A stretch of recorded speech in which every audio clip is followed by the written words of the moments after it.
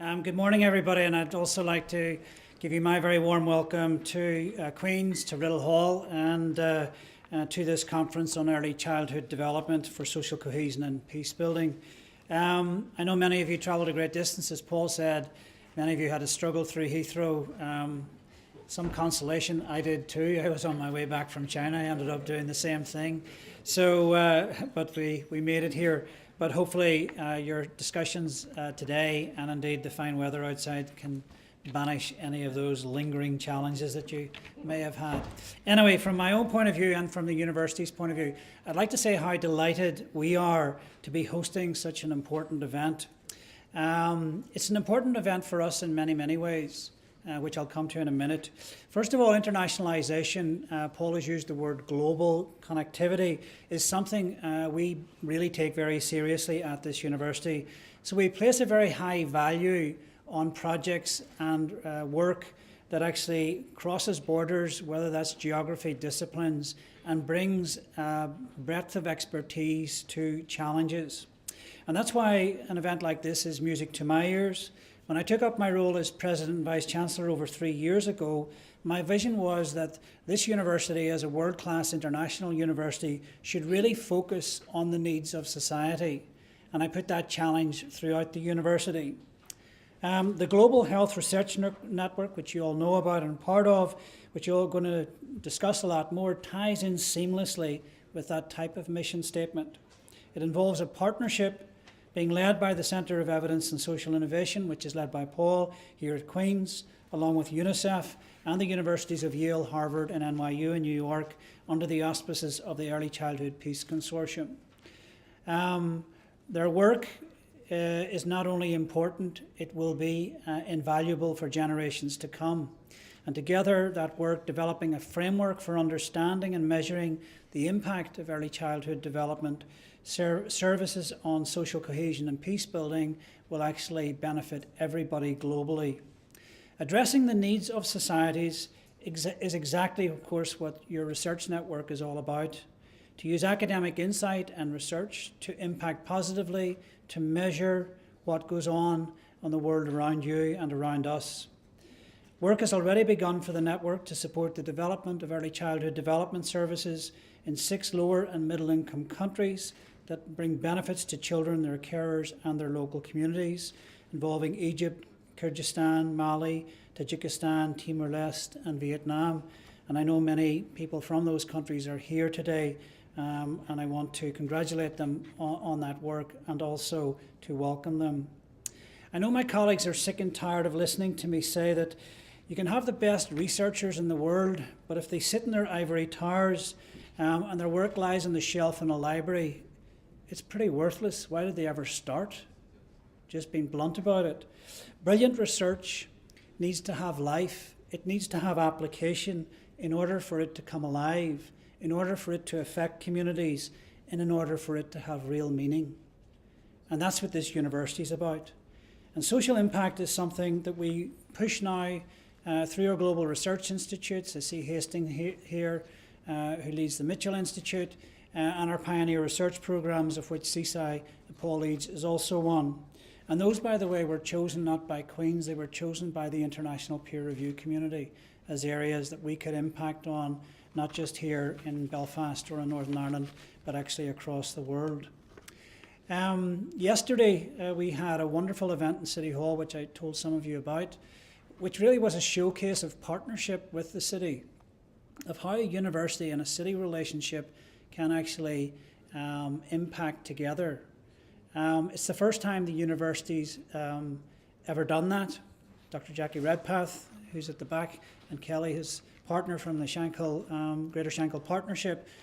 A great example of a partnership between the university and the community really impacting on the lives of society.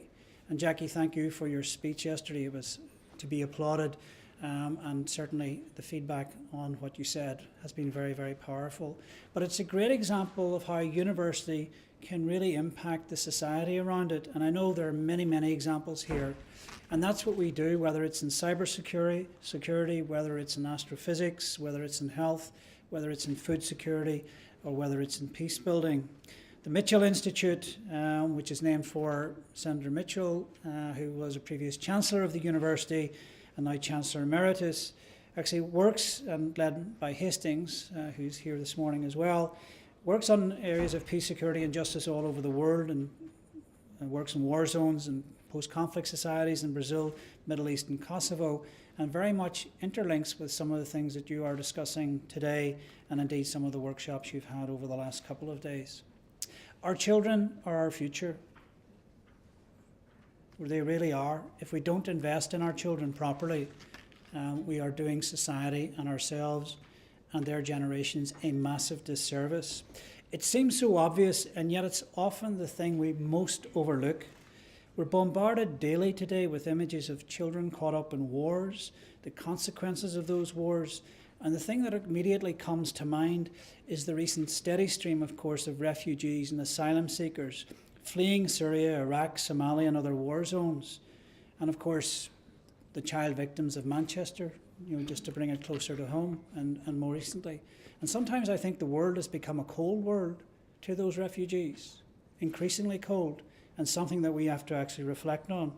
Horrifically, we've seen children used as soldiers, groomed and recruited by local armies' militias, sometimes used as human shields, even here in Northern Ireland.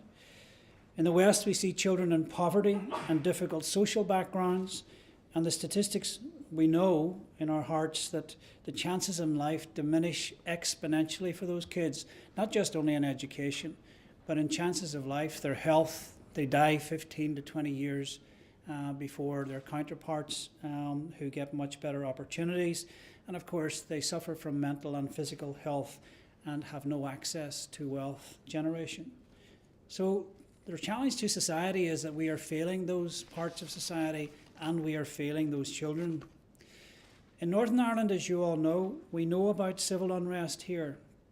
And thankfully, we have now begun to learn the lessons, indeed, partly because of some of the people in this room. We know that children are often the biggest victims of conflict. They then have grown up themselves to get involved unwittingly, in some respects naively, in paramilitary violence and gang culture.